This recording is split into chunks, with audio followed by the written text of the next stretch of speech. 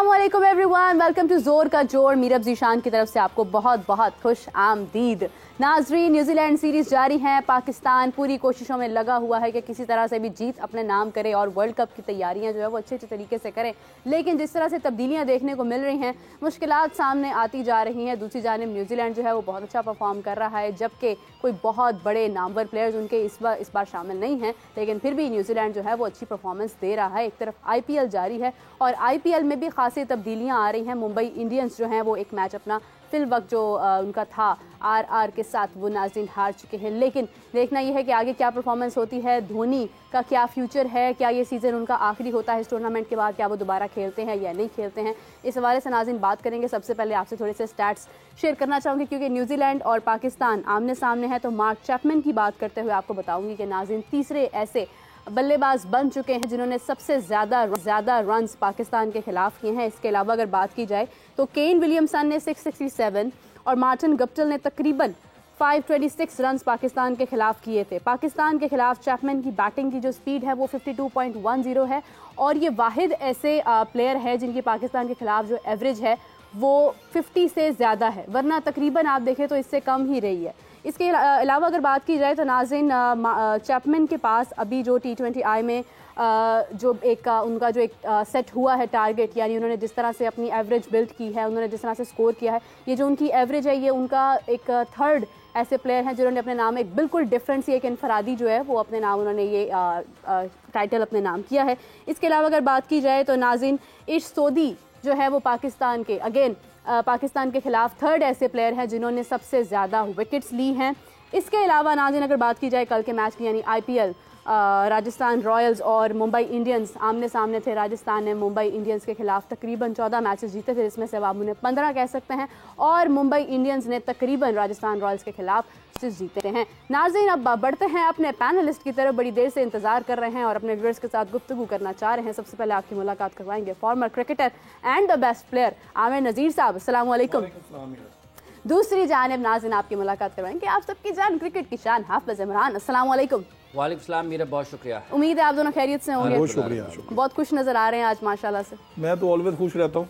हाफिज साहब भी खुशी रहते हैं वैसे तो। नहीं, बिल्कुल रहते हैं, तभी तो स्मार्ट है वो माशाल्लाह। तो इसमें मतलब आप खुश नहीं रहते? नहीं, ये खुश रहकर सेहतमंद है। मैं खुश रहकर के हर कोई अपने अपने अंदाज में उसका फायदा उठाता है। अलग अलग जो है वो उसका फायदा जा रहा है, मतलब असर पड़ रहा है। मतलब खुश रहने के मुख्तलिफ फायदे हैं, आप ये कह सकती हैं। मुख्तलिफ बिल्कुल उसके बहुत सारे तरीकों से असरअंदाज होता है। बिल्कुल मुख्तलिफ जिस्मों पर, मुख्तलिफ ज़हनों पर, मुख्तलिफ सोचों पर, मुख्तलिफ इंसानों पर उसके मुख्तलिफ असरात मरतब होते हैं। क्या बात है, इतनी सख्त किस्म की उर्दू बोल दी हाफिज साहब ने कि मुझे सवाल करना भूल गया है बगला। खैर मैं पूछना ये चाह रही थी, हाफिज साहब आप भी देख रहे होंगे कि खबर जो है वो बड़ी रिवॉल्व कर रही है। जिस तरह से वो हमारी रिवॉल्विंग पॉलिसी आई है ना, उसी तरह से ये खबर भी रिवॉल्व कर रही है कि नाजिश जहांगीर एक मॉडल हैं और उन्होंने कल जिस तरह वो इंस्टाग्राम पे पुट करते हैं अपना एक सोशल मीडिया पे डालते हैं कि आस्क मी क्वेश्चन और समथिंग, कुछ इस तरह से उन्होंने सवालों का सिलसिला शुरू किया।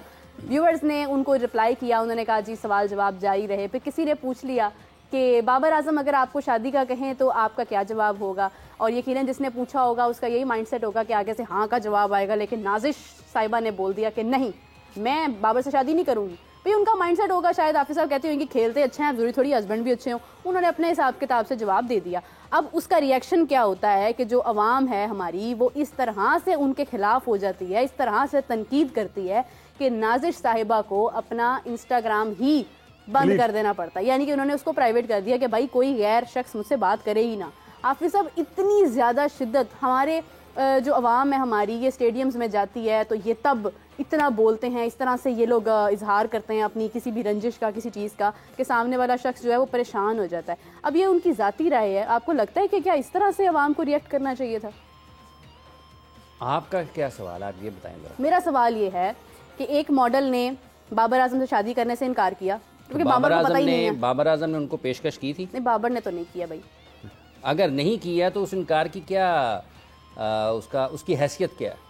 मतलब ये तो ऐसे ही है ना कि पाकिस्तान में लोगों के पास चूंकि बहुत वक्त है और जिन लोगों का ये मानना है ना कि वक्त बहुत तेज़ी से गुजरता है, हाँ। उनको ज़रा प्लैंक पे भेज देना चाहिए। उनसे ज़रा प्लैंक करें, फिर उसके बाद बताएं कि वक्त गुजरता है या नहीं, तेज़ी से गुजरता है या नहीं गुजरता। तो लोगों के पास बहुत वक्त है कि वो लोग बैठे रहते हैं और बातें करते रहते हैं। और ये जो मोहतरमा जिनका आपने जिक्र किया है, पहली बात यह है कि जब आपने कोई भी चीज़ बयान कर दी है किसी एक ऐसे, देखें बाबर आजम पाकिस्तान ही दुनिया के बेहतरीन खिलाड़ियों में उनका शुमार होता है, वो पाकिस्तान की पहचान है बैनुल-अक़वामी सतह पर क्रिकेट के मैदान में, और उनकी वजह से पाकिस्तान का नाम रोशन होता है और वो पाकिस्तान की वजह से पहचाने जाते हैं दुनिया में। तो अगर तो उनको पेशकश की बाबर ने तो फिर तो उसका जवाब इनकार में बनता है या इकरार में बनता है, वो उनकी मर्जी है। लेकिन जब आपको पेशकश ही नहीं हुई है तो आप ये कह दें जी मैंने नहीं करनी है, तो फिर उसके बाद लोग जज्बाती हैं ना, लोगों को ये लगा। और अब देखें बाबर इस सारे केस में दूर दूर तक कहीं नहीं है, लेकिन उनके फैंस ने पूछा है ना, उनको अच्छा लग रहा होगा ना कि दोनों साथ साथ खड़े हो, उन्होंने पूछ लिया। वो देखिए फैंस की क्या है, मतलब ये सूरज चांद सितारे, ये दुनिया में जो पाकिस्तान में गाड़ियाँ चलती हैं, ये जितने काम होते हैं ये फैंस की वजह से। क्या फैंस फैंस फैंस, ये अजीब सा एक नया तमाशा आजकल के दौर में शुरू हो पड़ा है। फैंस फैंस, ये फैंस इंगेजमेंट, वो पाकिस्तान क्रिकेट बोर्ड ने वीडियो रोजाना एक जारी कर देते हैं, जैसे वो चाय की जारी कर दिया फैन इंगेजमेंट के लिए। देखें बुनियादी तौर पर जो चीज़ है, जब आप ओपन करते हैं चीज़ों को अपने ऊपर खोल देते हैं सवाल जवाब का सिलसिला, तो लोग आपसे हर किस्म की चीज़ पूछते हैं, आपको जवाब देना पड़ता है, तो आपको जवाब देने का सलीका आना चाहिए। ठीक है, जब अगर किसी ने ये पूछा जी कि बाबर ने आपको करना जो आपने कहा है कि ये होना चाहिए या नहीं होना चाहिए, तो उसका जवाब इससे ज़्यादा बेहतर अंदाज में दिया जा, ये भी पूछ सकते हैं क्या उसने पेशकश भी की है या नहीं की है।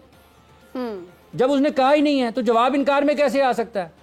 ठीक है, नहीं लेकिन हाफिज साहब चले उन्होंने इनकार कर दिया, उन्होंने एक इमेजिनेशन में आई, तो फिर भुगते हैं, तो इतनी तनकीद का क्या मतलब बनता है? तो ये लोग किसी के पाबंद हैं, किसी से पूछ के उसकी तारीफ और तनकीद सोशल मीडिया क्या है, यही है। मतलब मेरे पास मोबाइल है, मैं उठा के अभी उठाऊं, मेरे घर में अगर मेरी किसी के साथ नाराजगी है, मैं वहां पर कुछ नहीं कह सकता, मैं बाहर आके लोगों को बुरा भला कहना शुरू कर दूं।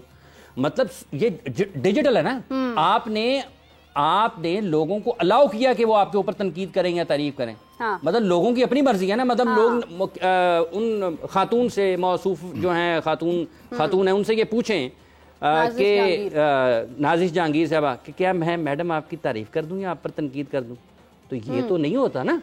जो पढ़ेगा उसका जैसे दिल करेगा वो बोलेगा, और लोगों के पास इतना खैर से वक्त है, वो ये तो सोचते ही नहीं है कि इसके पस मंजर में क्या है, किसी ने कहा है या नहीं कहा है। कोई ये कहता है, आप कितनी मरतबा लेकर आती हैं ये खबर है, मैं आपसे क्या कहता हूँ, मैं कहता हूँ मैडम इसका लिंक पढ़ें, रेलेवेंसी इसका पूरे का पूरा आप निकालें, वो जो थ्रेड है, सोर्स क्या है, बिल्कुल ठीक है, इसको आप सारी चीजों को देखें, उसके बाद हम इसके ऊपर लेके जाएंगे। ऐसा होता है या नहीं होता? लेकिन हर कोई शख्स तो ऐसे नहीं करता ना।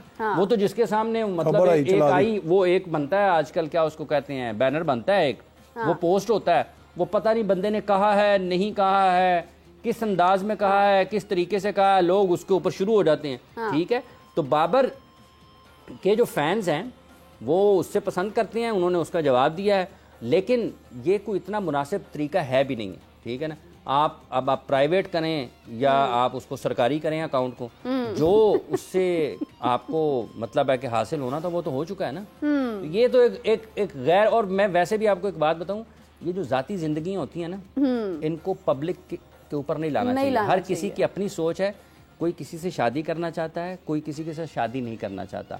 कोई किसी को पसंद करता है, कोई किसी को नापसंद करता है। ठीक है, कोई किसी के बारे में अच्छा सोचता है, बुरा सोचता है। आपको बात करनी चाहिए तामीरी, कोई कंस्ट्रक्टिव गुफ्तगू होनी चाहिए जिससे कौम का, मुल्क का, नौजवानों का फायदा हो। वो करनी है करें, नहीं करनी ना करें। तो बाबर ने जहाँ करनी है उसने आपसे पूछ के करनी है। हो सकता है वो कहे मैं आपके पूरे खानदान में किसी से नहीं करना चाहता। हाफिज साहब अब देखें ना, अगर वो इसका जवाब देती कि हाँ बिल्कुल, तो भी गलत था। वो देखें फिर अकाउंट क्यों कर दिया है प्राइवेट। बहरहाल मेरा ख्याल है कि ये ऐसी चीज़ें, इनके ऊपर इतना ज़्यादा वक्त नहीं देना चाहिए। आपको लगता है कि बाबर के साथ कुछ ज़्यादा, क्या उसका नाम है, उन्होंने पर्सनल हो जाते हैं। ठीक है यार, आप भुगते हैं, हम लोगों की बातें सुने, फिर हमने तो नहीं कहा था। चलिए जी, वैसे ऐसे सवाल आज को इग्नोर भी किया जा सकता है या इस पर बड़ा थोड़ा सा ऐसा जवाब भी दिया जा सकता है जिस हाफिज साहब ने कहा है कि भाई वो खुद मेरा जवाब देना एक फन है, सवाल का जवाब एक फन है। Well said. अगर आपको नहीं आता होगा, आप अच्छे भले सवाल का सत्यानाश कर देंगे। ठीक है, जुबान से निकला लफ्ज, कमान से निकला तीर, और अगर आपका पेट बढ़ जाए, ठीक है, तोंद आपकी निकल है, जैसे बहुत बड़े बड़े जो लोग हैं उनकी नजर आती हैं, वो कहते हैं यार ये बेल्ट में आ नहीं रहा, तो ये सारी चीजें फिर वापस नहीं आती। आप अपने लफ्जों के कैदी होते हैं। कमीज से निकला पेट, हाँ जी, और कमान से निकला तीर, जुबान से निकला तीर, जुबान से निकला लफ्ज, ये वापस नहीं आते। मीरा दोबारा सीखो। नहीं, मैं आगे सवालों की बड़ी लंबी फहरिस्त है। बिल्कुल सही है। अच्छा आमिर साहब, आपसे जानना चाहूंगी, आप देख रहे हैं वैसे डेविड बून, राणा टुंगा बड़े सेहतमंद थे, लेकिन वो कामयाब थे। चलिए जी, इस तरह तो हमारे पास बहुत सारी मिसालें हैं माशाल्लाह से।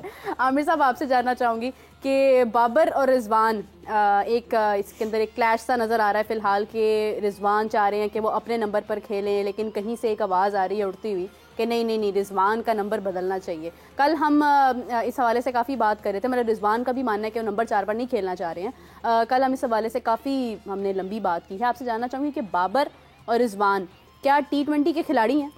देखिए मीरा, कल हाफिज साहब ने बड़ी अच्छी बातें की थी इसी लिहाज से कि अब हमारे पास टाइम नहीं है, हमें ज्यादा एक्सपेरिमेंट नहीं करने चाहिए, क्योंकि हमने बहुत एक्सपेरिमेंट कर लिए, उसका हमें कोई फायदा नहीं हुआ, उससे हम नीचे ही गए और हमने नुकसान ही उठाया, और भी स्टिल ये 5-10 दिनों में हम नुकसान ही उठा रहे हैं। मगर मैं हाफिज साहब की बात को, आपकी बात को हमें लेके चलते हैं, हमारे पास टाइम नहीं है। काइंडली प्लीज आप वही पैटर्न जो मैं कल कह रहा था, हमें अपना पाकिस्तानी जो है ना कल्चर, जो हमारा जो स्टाइल है, जो हमारा जो आप पास में रिकॉर्ड करते आ रहे हैं। बाबर और रिजवान ने इंडिया को, मैं याद होगा 154 दोनों आउट रन करके, आउट कोई नहीं हुआ था। उनका पार्टनरशिप का जो एक स्टाइल है, एक आम अंगी होती है, रनिंग बिटवीन द विकेट होती है, जब खड़े दो सीनियर हैं उनके बन चुका है, इनका एक मोटो होता है, बन चुका है।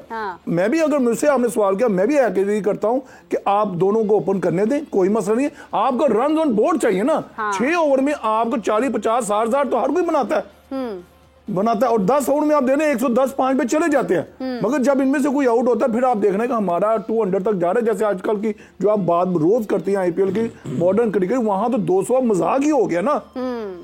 नहीं जी, मॉडर्न तो रही नहीं है। मैं अपने पाकिस्तान को ही मैं कहूंगा जी, मैं मॉडर्न शॉडर्न मैं नहीं मानता। मैं अपने पाकिस्तान टच को कहता हूं कि हमें कोई इतराज नहीं, हमें कोई बुरा नहीं मनाना चाहिए। जितने क्रिकेटर है, बाबर और रिजवान को जाने दें, साइम अयूब को ले नीचे। बिल्कुल सही आमिर साहब, आपकी बात के साथ साथ बिल्कुल हमें एक कॉलर आ रहा है। जी अस्सलाम वालेकुम। वालेकुम, मैं तैयब बोल रहा हूँ लाहौर से। जी तैयब, फरमाइए। मेरा ये सवाल है कि टीम में नए टैलेंट के लिए खिलाड़ियों की सिलेक्शन से बीएसएल पर ही क्यों उम्मीद होकर आ गई है? हाफिज साहब, तैयब साहब आपका जवाब देते हैं, लेकिन जैसे अभी कह रहे हैं ना, आपने बात कर रहे हैं बाबर आजम के बैटिंग ऑर्डर के हवाले से। देखें, सबसे पहले ये जानना ज़रूरी है कि क्या कप्तान, जिसको पाकिस्तान क्रिकेट बोर्ड ने भी बनाया है, जिनका नाम बाबर आजम है, क्या वो इस हक में हैं कि नंबर 4 पर जाना चाहिए रिजवान को या नहीं जाना चाहिए? मैं आपको उसकी सूरत हाल बताता हूँ। जब बाबर आजम हैं या नहीं, इस हक में हैं या नहीं, पहली बात ये है कि वो चाहते हैं रिजवान नंबर 4 पर जाएं या ना जाएं। अच्छा, जराए के मुताबिक बाबर आजम नहीं चाहते। ठीक है जी, बाबर आजम नहीं चाहते हैं, सबसे अहम। दूसरी बात इसमें यह है, कप्तान जो इस वक्त कप्तान है ना, उनको भी नजर आ रहा है कि अगर रिजवान को अपना नंबर से हटा दिया गया ना, उसके बाद अगला निशाना कौन होगा? अगला निशाना बाबर आजम होंगे। उसके बाद उन्हें कहा जाएगा जी अब आप भी नंबर अपना छोड़ें, आपकी जगह पर भी किसी और को। माजरत का न्यूजीलैंड में बाबर कितने नंबर पे आता था ये बताया ना पहले? वनडे आ रहा था ना, तो आ रहा था ना, तो क्या हुआ? ठीक है, इसलिए देखें इस वक्त में जब हम वर्ल्ड कप से 4 या हफ्तों की दूरी पर है, 29 से मेरा ख्याल शुरू हो जाना है। जी बिल्कुल। 29 25 जून से चले जाना है। 2 जून से मेरा ख्याल 2 जून से शुरू होना है। ठीक है, 2 जून से शुरू होना है और आपका वक्त कोई बाकी नहीं बचा, मतलब आप 20-25 दिन है आपके पास, और इससे पहले आपने ट्रैवल कर जाना है। कौन अक्लमंद होगा, कौन अक्लमंद होगा जो ये कहेगा कि इस वक्त में जब टीम वर्ल्ड कप की तैयारियों में बिल्कुल मसरूफ है और तैयारियां भी बराए नाम है, आप अपने टॉप प्लेयर्स को ज़हनी तौर पर मुतासर करेंगे। ये जो नंबर 4 पर उनको खिलाना चाह रहे हैं रिजवान को, मसला क्या है कि वो बाद के ओवर्स में स्ट्राइक रेट उस अंदाज से नहीं कर पाते हैं जिसकी जरूरत होती है। तो जब वो नंबर 4 पर आएंगे, सर्कल भी नहीं होगा, आते साथ बड़े शॉट्स खेलना पड़ेंगे। इसकी क्या जमानत है कि वो बड़े शॉट्स खेल पाएंगे? मतलब आप उस्मान खान या फखर जमान उनको ऊपर लाना चाहते हैं तो आपको उसके लिए ये करने की जरूरत है, या फिर आप उनको सिलेक्ट ना करें T20 क्रिकेट में। और आप ये देख लें कि बाबर और रिजवान को अगर आप T20 क्रिकेट में सिलेक्ट नहीं करेंगे और अगर पाकिस्तान हारेगा तो आपके ऊपर बहुत ज्यादा दबाव आएगा। ठीक है, इस वर्ल्ड कप में मैं फिर ये कहता हूं 2 चीजें हैं, बाबर चाहते हैं या नहीं चाहते हैं, और अगर वो एक मरतबा इसके ऊपर मान जाते हैं तो फिर उनको पता है कि अगला निशाना मैं ही हूं, मैं नहीं जाना है। क्योंकि ये डिबेट यही है कि ये नंबर ये पाकिस्तान की T20 टीम में होने चाहिए या नहीं होने चाहिए, क्या ये सर्कल को खेल सकते हैं या नहीं खेल सकते हैं। इसलिए मौजूदा हालात में आपके पास, अल्लाह करे कि ये टीम पाकिस्तान की वर्ल्ड कप खेलने के लिए जाए, ये वहां पर जीत जाए, ठीक है, और बहुत अच्छा परफॉर्म कर जाए। अगर ये अच्छा परफॉर्म नहीं करती हैं तो आपके पास ये वक्त होगा कि आप इस बारे में फैसला कर सकें कि हमने आगे कैसे जाना है। और आप ये भी ज़हन में रखें कि अभी पाकिस्तान के पास ये इतनी ज़्यादा प्लेस की तादाद नहीं है कि आप ये कहें कि हमारे पास यहाँ पर लाइनें लगी हुई हैं, बसें भरी हुई हैं खिलाड़ियों की, और वो काम ही नहीं हो रहे हैं, एक के बाद एक, एक के बाद एक, एक के बाद एक। फिलहाल तो मेरे ख्याल से रिजवान भी अगले मैचेस में नहीं है, अनफिट है ना, अनफिट है, अनफिट आ गया, अनफिट है। बेहतर यही होता, बेहतर दुआ हुआ ये भी फिट हो, ये भी बात है। बिल्कुल, बहुत इंपॉर्टेंट चीज है कि आगे वर्ल्ड कप आ रहा है, हमारे पास अगले कई मैचेस है। ये जो टीम मैनेजमेंट है ना, मैं आपको ये बता रहा हूँ मीरब, इन सब लोगों के नाम, चेहरे, काम, बयान याद रखें। बिल्कुल सही, ठीक है। ये घूम घूम के जो लोग आते हैं ना पाकिस्तान में मुख्तलिफ ओहदों पर, इन सब के नाम, काम, बयान, इकदामात याद रखें, और इनसे इन्हीं के काम, इन्हीं के इक़दामात, इन्हीं के बयानात और इन्हीं के फैसलों के बारे में सवाल करें। ये जब ओहदे पर हों, जब ये ना हो, क्योंकि ये मीठा मीठा खाने के हिसाब में ना हमने अपने मुल्क की खेलों का सत्यानाश और बेड़ागर्क कर लिया है। ये जो हम गुज़िश्ता कई माह से यहाँ पर चीख चिल्ला रहे हैं ना कि पाकिस्तान की क्रिकेट तबाह हो रही है, ये कोई हमें ज़ाती तौर पर उसकी, इसलिए ये कोई हमारा बराह रास्त तो नहीं है ना कि हम वहाँ पर लगे हुए हैं या हमें कोई ऐसी चीज़ आ रही है। देखें, ये इस मुल्क की पहचान है बैनुल अक़वामी सतह पर। बिल्कुल सही। आज हॉकी अगर कहीं नहीं है तो पाकिस्तान दुनिया में कहीं नहीं है, कहीं नहीं। और अगर पाकिस्तान की क्रिकेट कहीं नहीं होगी तो पाकिस्तान क्रिकेट दुनिया में पाकिस्तान कहीं नहीं होगा, कहीं नहीं होगा। ये तकलीफ पाकिस्तान के नीचे जाने की है। ये जो लोगों ने बरसों से, दहाइयों से पाकिस्तान से करोड़ों अरबों रुपए कमा लिए ना इस क्रिकेट के नाम पे, उनको ख्याल करना चाहिए इस मुल्क का। हाँ, बिल्कुल सही। ये नहीं होना चाहिए कि अगर मीरब ने गलत फैसले किए हैं तो मैं उसके बाद भी मीरब को कहूं नहीं बहुत अच्छा, तुमने ठीक किया है। बिल्कुल सही। आपको फैसला करना पड़ता है कि कौन ठीक है कौन गलत है, किसने दुरुस्त काम किया है किसने दुरुस्त काम नहीं किया है। ये नहीं हो सकता कि आप एक ही जगह पर एक अच्छा काम करने वाले और एक तबाही करने वाले को खड़ा कर दें, उनके दोनों ही एक जैसे हैं। ये नहीं हो सकता। आपको फैसला करना पड़ता है, दोनों में से किसी एक का इंतखाब करना है। बिल्कुल सही, चूज करना। ये नहीं है कि आप खुद जो है वो आप बिजनेस क्लास में सफर करें, आप सब कुछ क्रिकेट से ले बैठे हों, और जब नई नस्ल की बारी आ रही है तो आप सत्यानाश कर दें, उनको कुछ दे के ना जाएं। इन सब से पूछा जाएगा। जब 90 की दहाई वाले बहुत बातें करते हैं ना, 2000 वाली दहाई वाले बहुत बातें करते हैं, इनको एक बना बनाया काम मिला था, इन्होंने आगे क्या मुंतकिल किया है? AH कारदार और उनके दौर के लोगों ने, मरहूम ने पाकिस्तान के क्रिकेट को एक ऐसी बुनियाद फराहम की जिसके ऊपर इन लोगों ने दुनिया में नाम मकाम बनाया, इज्जत शौहरत दौलत सब कुछ इनको दी। इन्होंने आगे क्या दिया है? इनसे पूछा जाना है।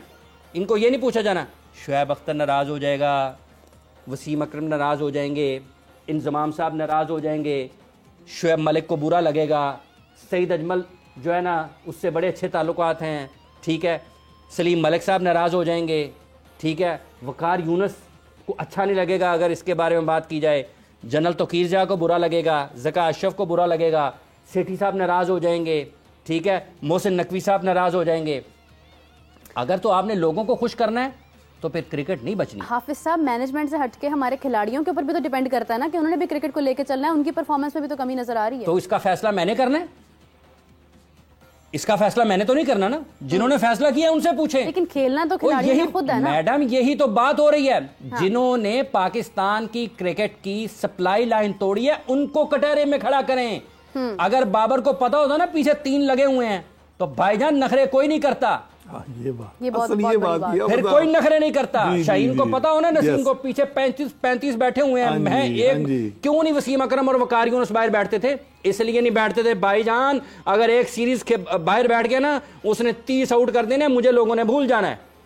वो क्यों एक विकेट जब लेता था कोई पार्टनरशिप तोड़ता तो वापस फौरी कि इसको दोबारा मौका मिला कि सारे आउट कर देगा, तो मुझे कौन याद रखेगा? सही बात, ठीक है, शेर एक ही होता है। ये जब पीछे लगे होंगे ना लोग तो फिर उनको दिमाग में चलते रहते हैं हर वक्त। बिल्कुल ठीक है भाईजान, मुझे मौका ना मिला, अगर मैं नहीं हूं मेरे पीछे 35 और हैं, वो ला देंगे उनको। ये क्यों बार बार रिजवान? देखेंगे डिबेट जो है ना गलत तरफ जाती है। रिजवान बाबर नंबर 4, आप मुझे बताएं कि लोगों को कहें कि यहाँ बैठे और बात करें कि नंबर 4 पर रिजवान कैसे कामयाब हो सकता है या पाकिस्तान के लिए बेहतर हो सकता है। उसकी तो क्रिकेट सर्कल की है। उसने तो 60 में से अपने अगर 70 रन बनाने हैं पाकिस्तान ने, 30 रन उसने सर्कल में करने हैं, अगले 30 उसने 4, 5, 6 ओवर्स में और करने हैं। जब 10 ओवर्स के इख्तिताम पे जाएगा उसने 25 बॉल लिए होंगे, 25 में से उसने 40 रन किए होंगे, तो वो तो 10 ओवर्स के इख्तिताम पर अपने 40-50 रन बना के बैठा होगा। अपने तो बन जाएंगे, जैसे 30,000 रन हो गए, टीम कहां पर जाती है? पूछने की बात यह है नंबर 4, 5, 6 इन जगहों पर आपके बैट्समैन क्यों नहीं है? कहाँ है वो सिलेक्शन कमेटी, कहाँ है वो कोचिंग स्टाफ, कहाँ है वो डेवलपमेंट का काम करने वाला? उससे पूछें। शाहीन, नसीम, हारिस, पाकिस्तान के पास मुतबादल क्या है? ना कोई नई गेंद करने वाला है, ना कोई पुरानी गेंद करने वाला है। इनसे, ये जो आज सारे बैठे हुए ना क्रिकेट वाले, इनसे पूछें 80s में 90s में वो कोई अगर कोई किसी के बारे में पूछता यार वो कैसा बंदा है, किसी भी बंदे के बारे में ना, मतलब अब शुमाली लाहौर में, जनूबी लाहौर में वहाँ का कोई क्रिकेटर मशहूर होता था ना, वो यार इनकी खासियत की गई है, यार नवा बॉल बड़ा चंगा करता है। इसी के साथ हाफिज साहब हमें मिर्ज़ा इकबाल बेग साहब ने ज्वाइन किया है, तज्जिया अपना शेयर करेंगे। अस्सलाम वालेकुम सर, कैसे हैं आप? वालेकुम अस्सलाम मीरब, मैं बिल्कुल ठीक हूँ और हाफिज साहब आपको भी अस्सलाम वालेकुम। वालेकुम सलाम बेग साहब, बहुत शुक्रिया आपका। आमिर नज़ीर साहब भी हमारे साथ मौजूद हैं। अरे आमिर नज़ीर साहब को भी मेरा सलाम। वालेकुम अस्सलाम। बेग साहब, अभी बड़ी गर्मा गर्म गुफ्तगू जारी थी इस हवाले से कि हाफिज साहब ज़रा थोड़े से जज्बाती हो रहे थे। उनका कहना यह था कि जिस तरह से नंबर तब्दील किया जा रहा है और इस पर बाकायदा तौर पर एक बहस जारी है कि मोहम्मद रिजवान को चौथे नंबर पर आना चाहिए, जबकि बाबर आजम भी इस हक में नहीं हैं, तो आपकी हमारी क्रिकेट के साथ जिस तरह से ये सलूक किया जा रहा है, इसके क्या कॉन्सिक्वेंसेस हो सकते हैं कि बाबर आजम और मैनेजमेंट एक पेज पर ही मौजूद नहीं है?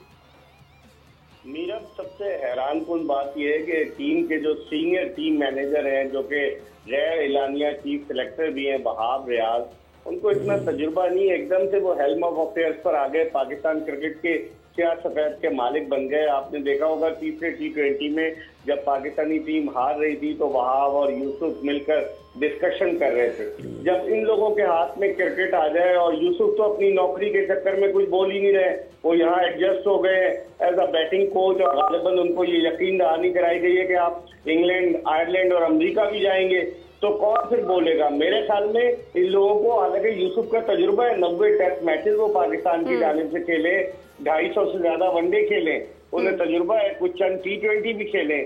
लेकिन मुझे लग रहा है कि ये जो ब्रेन है, जो कि जिनको हम कहते हैं कि brain child of Pakistan cricket, ये कुछ सोचने समझने की सलाहियत से बजाय महरूम नजर आते हैं।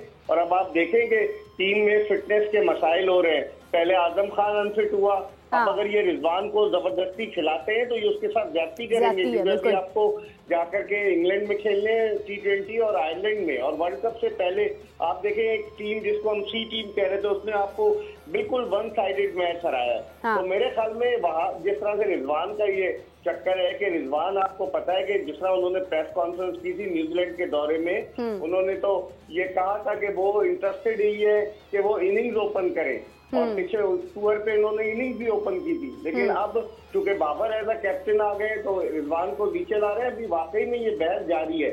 उस्मान खान को इन्होंने फुटबॉल बनाया हुआ, उसका नंबर ही नहीं है, 5वें नंबर पर आप उसे भेज रहे हैं। उसने अपनी कश्तियां जला दी हैं, और यहाँ पर वो पहले मैच में 7, दूसरी में 5 बना सका, उस पर भी प्रेशर है। मेरे ख्याल में अब इन्हें सोचना पड़ेगा कि क्या आपका मिडिल ऑर्डर मीरा बहुत कमजोर है। मिडिल ऑर्डर में इफ्तिखार अहमद है, इरफान नियाजी का इतना तजुर्बा नहीं है। अभी तो ये एक ना तजुर्बाकार बॉलिंग अटैक के खिलाफ हम इतना स्लो खेले, तो अगर कोई तजुर्बाकार टीम आएगी वहां पर क्या होगा? ये बहुत सारे सवालात हैं जिनके जवाब टीम मैनेजमेंट को देने होंगे।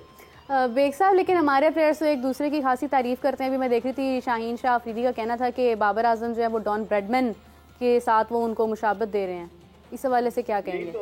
यही तो अलमिया है कि बजाय अच्छी तारीफ करते हैं, लेकिन अंदर क्या सूरत हाल है ये तो हमें पता है ना कि किस तरीके से शाहीन शाह अफरीदी दिल बर्दाश्त से कप्तानी छिन जाने के बाद क्या वो बाबर से खुश होंगे? अल्फाज जो है वो या तो पीसीबी डलवाता है उनके मुंह में, या वो खुद कहते हैं, या मसलहतन कहते हैं। तो मसलहतन अगर कहते हैं तो कोई फायदा नहीं है ना, जो फैक्ट है उसको तस्लीम करें। तो मेरे ख्याल में ये सब चीजें आज पीसीबी ने वीडियो जारी कर दी, मैच आप हारे हुए, चाय बना के दे रहे हैं अबरार अहमद, मौसम एंजॉय हो रहा है। हाँ, अपने खेल पे तो कंसंट्रेट करो। होटल के कमरे में बुला के साइम अयूब, उस्मान खान, जमान खान और इफ्तिखार अहमद को चाय बनाकर पिला रहे हैं। इनका असल काम खेलना है, चाय बनाकर पिलाना नहीं है। तो अब अहमद वसीम को आपने बिठाया हुआ है, 3 T20 हो गए, तजुर्बे करेंगे। अगर ये टीम आपको हरा गई तो और शोर मचेगा, क्योंकि उनका मोराल अप है। तो अब देखें आगे क्या होता है लाहौर के मैचेस में। अच्छा बेग साहब, ये जो रोटेशन पॉलिसी का नाम दिया गया है, जिसमें रोटेट तो वो प्लेयर्स हो रहे हैं जो 4 साल के बाद आए हैं टीम में, जो 4 साल से खेल रहे हैं वो तो अपनी जगह पर, उनकी तो रोटेशन नहीं हो रही है। तो ये किस किस्म के फैसले कर रही है टीम मैनेजमेंट? और आपको लगता है कि ये वक्त है कि आप ये फैसला ये सोचने बैठ जाएं कि वर्ल्ड कप में रह गए 4 हफ्ते और आप ये देख रहे हो जी कि कौन ओपन होगा, कौन वन डाउन होगा, सेट चीज़ों को छेड़ने का? ये कोई रॉकेट साइंस है जो कि समझ में नहीं आ रही। अगर महमूद साहब, आपको याद होगा, इमरान उन्होंने प्रेस कॉन्फ्रेंस में कहा था कि जनाब हम जो है बाबर आजम को भी रेस्ट कराएंगे। आप करा के देखें ना, 2 मैचेस में मैं देखता हूँ 2 मैचेस में करा ही नहीं सकते ही रेस्ट। 2 को तो वैसे ही रेस्ट मिल गया। हाँ, वो इस तरह की चीजें अब नहीं कराते, अब नहीं कराते, जीता हो जाता फिर था। तो मैं हैरान हूँ जिस तरह की पॉलिसी उन्होंने अडॉप्ट की है। रोटेशन, आप सही कह रहे हैं, आमिर को एक मैच खिला के बैठा दिया, वो रोटेशन हो गई। इमाद वसीम को आप खिला नहीं रहे, तो कौन सी, सारे वही प्लेयर खेल रहे हैं जो पाकिस्तान को रिप्रेजेंट करते चले आए। कौन सी नई चीज की है इन्होंने? 2 नीचे उस्मान है, इरफान है, यही नई चीज है मेरे ख्याल से। तो आमिर, मैं कह रहा हूँ इकबाल भाई, उस्मान आया, इरफान है, यही नई चीज है, बाकी तो पुरानी है। बाकी वही है। तो पता नहीं क्या कर रहे हैं वो जो गैर एलानिया चीफ सेलेक्टर है वहाब रियाज साहब, उन्होंने क्या टीम मुंतखब की है। वो सीनियर टीम मैनेजर भी बने हुए हैं, तो उनको चाहिए ना सोचे कि क्या कर रहे हैं। इससे पहले भी उन्होंने टीम मुंतखब की थी जिसमें उन्होंने बाबर आजम को कप्तान से हटाने में वो भी शामिल थे। जब बाबर आजम को कप्तान से हटाया उनके स्टेटमेंट से, तो अब क्या कर रहे हैं समझ में नहीं आ रहा। पाकिस्तान क्रिकेट किस संप में जा रही है, क्योंकि चेयरमैन साहब के पास वक्त नहीं है। वो अपनी उनकी सरकारी मसरूफियात इतनी ज्यादा है जिसकी वजह से उन्होंने, लगता है लोग ये कह रहे हैं, मैं नहीं कह रहा, लोग कह रहे हैं कि उन्होंने वहाब रियाज के हाथ में कमान दे दी है कि आप सब कुछ करें, वहाब रियाज अपनी मर्जी के शॉट खेल लें, जिससे पाकिस्तान क्रिकेट को फायदे के बजाय नुकसान ही हो रहा है। ठीक हो गया बेग साहब, बहुत शुक्रिया आपके कीमती वक्त का और आपकी कीमती राय का। जिस तरह से अभी बात हो रही है क्रिकेट की और बेग साहब ने बताया है, तो मैं इसमें एक चीज़ ऐड करना चाहूँगी। वैसे थोड़ी सी गुफ्तगू से हट के बात है कि अभी इंग्लैंड स्टेडियम्स का भी कहना था कि वो तैयार हैं पाकिस्तान और भारत के टेस्ट के लिए, जिस तरह से रोहित शर्मा ने ख्वाहिश की।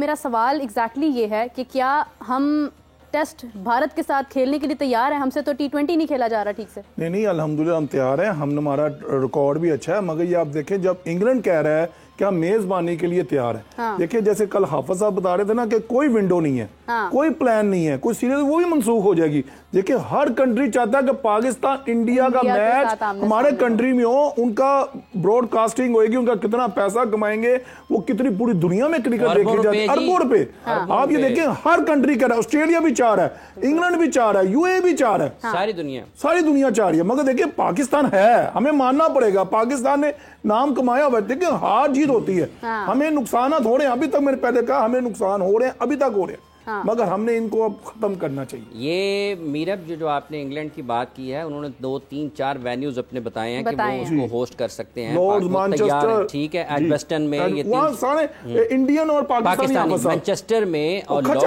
ठीक है। ये ना हर किसी को नजर आता है कि इंडिया पाकिस्तान का मैच टेस्ट मैच भी होगा। पाकिस्तान इससे पहले न्यूट्रल वेन्यू के तौर पर इंग्लैंड को इस्तेमाल कर चुका है 2010 में। ऑस्ट्रेलिया ने वहां पर पाकिस्तान के खिलाफ मैचेस खेले थे। दुनिया का हर मुल्क ये चाहेगा कि पाकिस्तान और इंडिया के टेस्ट मैचेस उनके यहाँ खेले जाएं, ठीक है। उसकी वजह ये है कि इतना ज़्यादा पैसा आना है उस मुल्क में, हज़ारों लोग पाकिस्तान से, हज़ारों लोग इंडिया से सफ़र करेंगे उस मुल्क में, और उसके बाद जो मकामी लोग वहाँ पर होंगे दोनों मुल्कों से, और ये सिर्फ दोनों मुल्कों के नहीं है, आपको लोकल क्राउड बहुत नजर आएगा जो क्रिकेट देखने वाले हैं इंग्लैंड में। इसलिए ये ख्वाहिश है। ऑस्ट्रेलिया तो 2-3 मरतबा इससे पहले इसका इजहार कर चुका है, अब इंग्लैंड ने भी इससे पहले किया, इंग्लैंड ने अब दोबारा कहा, क्योंकि वो जो उनका जो गुफ्तगू की थी रोहित ने, वो माइकल वॉन के साथ गुफ्तगू कर रहे थे उस पॉडकास्ट में जहाँ पे वो बैठे हुए थे। तो इस वजह से चूंकि इंग्लैंड के कप्तान रहे हैं माइकल वॉन, ठीक है, तो फिर इंग्लैंड में एक ये बहस जरूर थी कि किस तरह से ये हो क्या सकता है। तो ये जब कभी भी होगा, दुनिया के किसी भी मुल्क में होगा, बुनियादी तौर पर तो ये पाकिस्तान की सीरीज पाकिस्तान में और पाकिस्तान को इंडिया में खेलनी चाहिए, जो कि दुनिया भर में होता है। अगर आप एक उसको तोड़ना चाहते हैं दरवाज़ा के पहले, दरवाज़ा टूटे तो आप किसी और जगह पर खेलकर अपने मुल्कों में वापस आ सकते हैं, लेकिन ये कब्ल वक्त होगा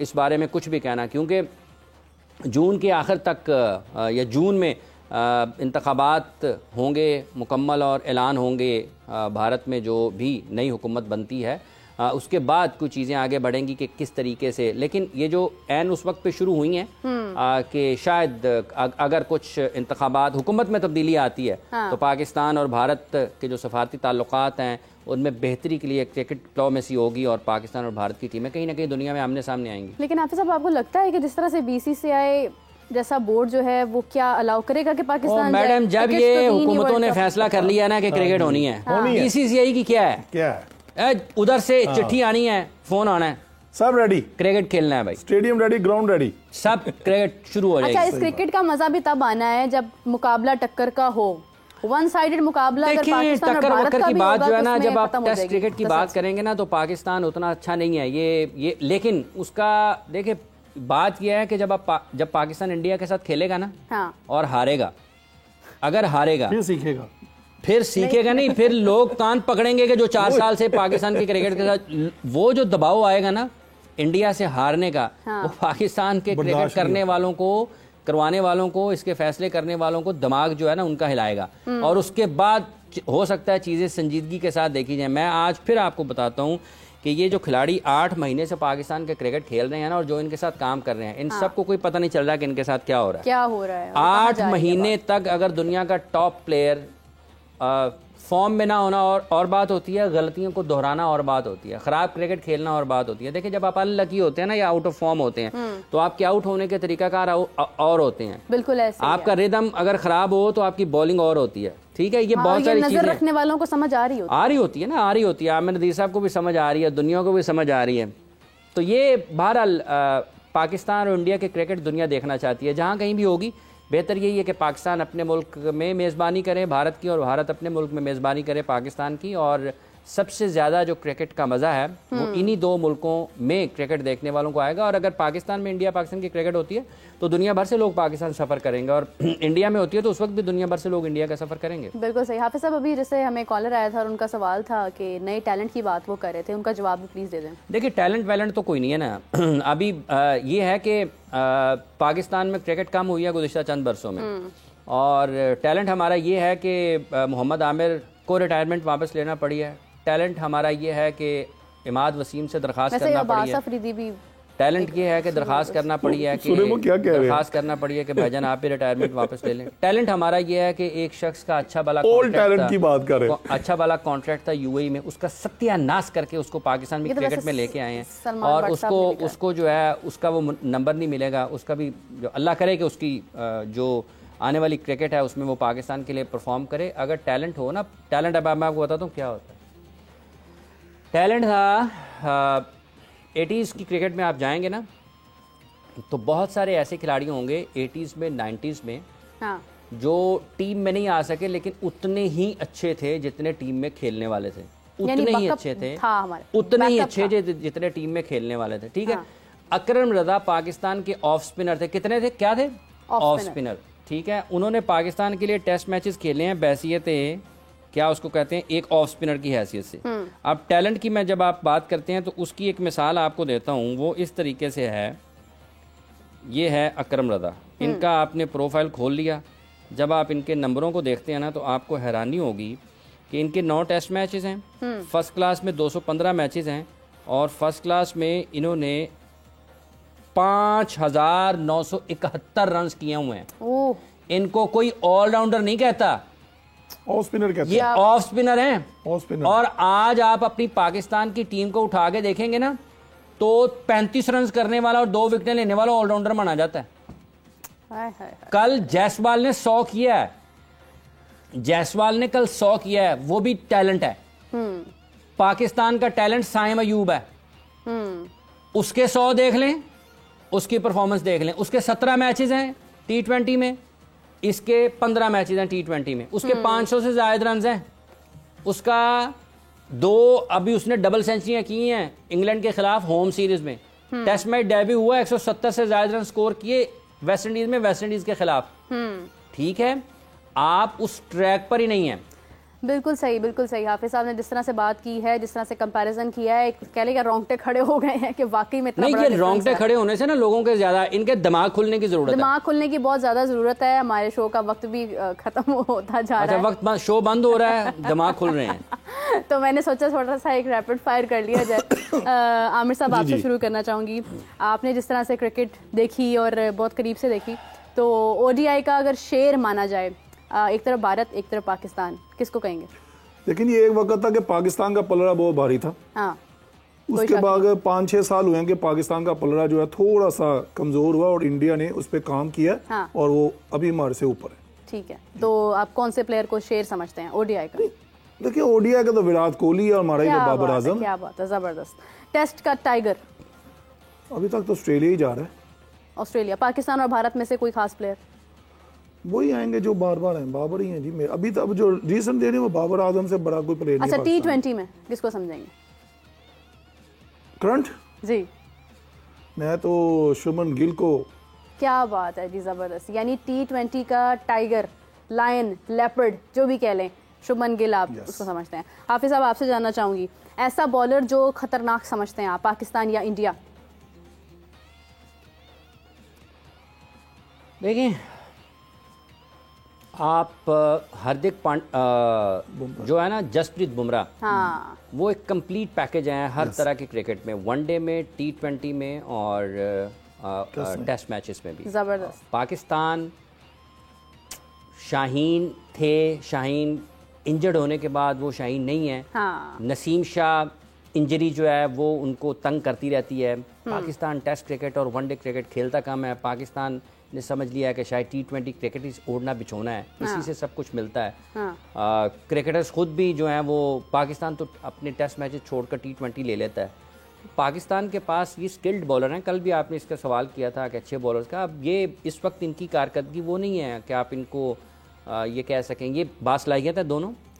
नसीम शाह बहुत अच्छे हैं, लेकिन पाकिस्तान की तरजीहात वो नहीं है जो इंडिया की तरजीहात हैं अपने प्लेयर डेवलपमेंट के हिसाब से। पाकिस्तान की वो तरजीहात नहीं है। नसीम बहुत अच्छे आपको लगते हैं, शाहीन भी बहुत अच्छे लगते हैं, लेकिन एक पाथवे जो है पाकिस्तान का और इंडिया का मुख्तलिफ है। इसलिए दोनों की जो मतलब एक ग्रोथ है ना, एक नशो नुमा होती है आपकी। आप एक माहौल, ख़ास किस्म के माहौल में पलते बढ़ते हैं आप, उसके बाद जवान होते हैं, बड़े होते हैं, आप दुनिया के सामने चमकते हैं, उसका बड़ा फ़र्क है। हाफिज साहब, इसी तरह बैटर की बात की जाए तो इंडिया पाकिस्तान दोनों में से कौन सा बेहतरीन बैट्समैन समझते हैं? देखिए, अगर आप मुख्तलिफ वक्तों में, ये हैं मुख्तलिफ वक्तों में, नहीं, अब अभी स्पेसिफिक किस वक्त में अगर आप बात करते हैं, इस वक्त में तो देखिए विराट कोहली, मतलब अगर आप उसको देखते हैं तो वो एक बिल्कुल मुख्तलिफ जगह पर नजर आता है। हाँ, exactly. और उसके साथ उसका और जो कॉम्बिनेशन है ना रोहित शर्मा का, ये बहुत कम मुल्क होते हैं। मतलब एक टाइम में गॉर्डन ग्रेनी जो डेस्मंड हेल जो होते थे ना, वो दोनों ओपनर करते थे। लेकिन अगर आप इस क्रिकेट में, आज इंडिया के क्रिकेट में देखते हैं ना, तो डेस्मंड हेन्स और ग्रेनिज का किरदार मुख्तलिफ नंबरों पर ये किरदार अदा करते हैं, विराट कोहली और रोहित शर्मा। तो ये सौरव गांगुली ने भी कहा कि वो वर्ल्ड कप में एज एन ओपनर भी देखना चाहते हैं। देखिए ये, हाँ, विराट और ये एक गांगुली जो है ना, एक बड़े वो हैं, जहनी तौर पर वो बहुत मजबूत हैं और वो देखते हैं चीज़ों को मुख्तलिफ अंदाज में, सर्कल के इस्तेमाल के हिसाब से। लेकिन उसमें आप देखें कि मुख्तलिफ वक्तों में उनका ये ख्याल यकीनी तौर पर ये होगा कि इंडिया के पास नीचे बैट्समैन ऐसे हैं जो उसके पास स्टेबिलिटी की तरफ भी जा सकते हैं और एंकर भी कर सकते हैं। लेकिन आप ये याद रखें कि जब कभी भी मैच आएगा ना, जैसे पाकिस्तान और ऑस्ट्रेलिया का हुआ था, पाकिस्तान और इंडिया का हुआ था ऑस्ट्रेलिया में, उस किस्म की सूरत हाल में आपको विराट कोहली का मुतबादल कोई नहीं है इंडिया के पास। वो वहाँ से वही खिलाड़ी निकाल सकता है जो इतना ज़्यादा ज़हनी तौर पर मजबूत हो जितना कि विराट है, और उस तरह का भी कोई नहीं है। बिल्कुल सही। हाफिज साहब, लास्ट क्वेश्चन, इंडिया में अगर देखा जाए तो बेहतरीन कैप्टन कौन है? करंट? नहीं, ये ओपन क्वेश्चन है। देखिए, मुख्तलिफ वक्तों में है। हाँ। अजहरुद्दीन भी बहुत अच्छे थे, ठीक है, और जो असल में चेंज आया ना इंडिया के क्रिकेट में, वो सौरव गांगुली की वजह से आया, और धोनी। और उसके बाद जो एक चीजें सेट की ना गांगुली ने, उसको फिर राइट डायरेक्शन में आगे लेके गए महेंद्र सिंह धोनी, और फिर उसका फायदा हुआ इंडिया के क्रिकेट को। लेकिन जो चेंज लाए ना कि हमने अवे जीतना है जाके, हमने गैर मामूली क्रिकेट खेलनी है, फिर उनके आप देखें कि जो उन्होंने काम किया उनके थिंक टैंक में कि हमें फास्ट बॉलर्स को पैदा करना है, फास्ट बॉलर्स आगे लाने हैं, फास्ट बॉलर्स आगे लाने हैं। वक्त के साथ साथ आप देखें कि वो मीडियम पेस बॉलिंग से जेन्युइन पेस की तरफ भी गए। आप ईशांत शर्मा को देख लें, उमेश यादव को देख लें, ज़हीर खान को देख लें, फिर अभी आप देखें कि जसप्रीत बुमराह के ऊपर उन्होंने काम किया, वो आए जो उन्होंने अकेडमी लगाई। फिर अभी भी उमरान मलिक और मयांक यादव देखें, वो बिल्कुल नए हैं, लेकिन इन खिलाड़ियों का आने का मतलब ये है कि वो इसके ऊपर काम कर रहे हैं कि हमने एक्सप्रेस पेस की तरफ जाना है। हमारे यहाँ एक्सप्रेस पेस जो है वो हमारा जो मयार था वो 150 प्लस था। अब हम 135-40 पे खुश हो जाते हैं। दुनिया उससे आगे निकल गई। आपको हमेशा ऊपर देखना होता है, टॉप लेवल के ऊपर अपनी जो चीजें हैं वो सेट करनी होती हैं। रोहित शर्मा को एज अ कैप्टन कैसे देखते हैं? बहुत शानदार है, बहुत अच्छे तरीके से उन्होंने अपनी टीम को लीड किया है, प्रोएक्टिव हैं, अटैकिंग फील्ड की तरफ जाते हैं, कुछ गैर मामूली करने की सलाहियत रखते हैं। बिलखुसूस जो वो फील्ड प्लेस करते हैं ना खिलाड़ियों के लिए विकेटें लेने के लिए, वो लगता है कि वो हर वक्त चाह रहे होते हैं कि विकेटें मिलें और मैच खत्म हो।